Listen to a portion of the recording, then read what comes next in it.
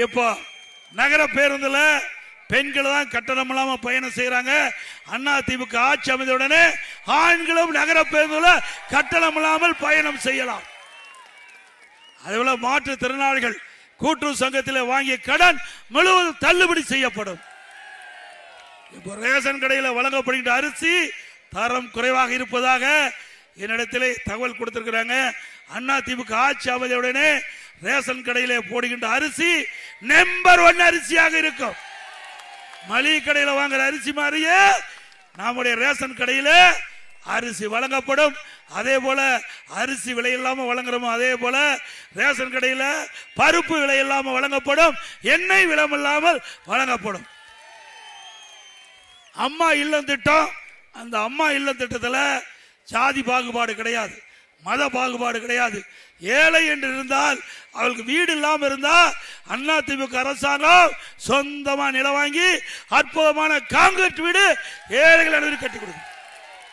அதே போல பட்டியலின மக்கள், ஆதிராவிட மக்கள், அருந்தியர் மக்கள், இந்த மக்களுக்கெல்லாம் நிலம் இல்லாம வீடு இல்லாம இருக்கிறாங்க, அவர்களுக்கு அற்புதமான காங்கிரீட் வீடு கட்டி கொடுக்கப்படும்.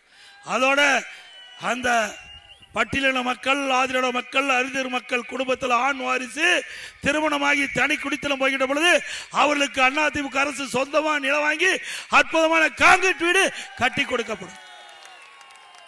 இன்றைக்கு பட்டம் பெற்று வேலை வாய்ப்பிலே பதிவு செய்து வேலை கிடைக்காம இருக்கின்ற நம்முடைய இளைஞர்களுக்கு வேலை கிடைக்கின்ற வரை மாதந்தோறும் 2000 ரூபாய் உதவித்தொகை வழங்கப்படும்.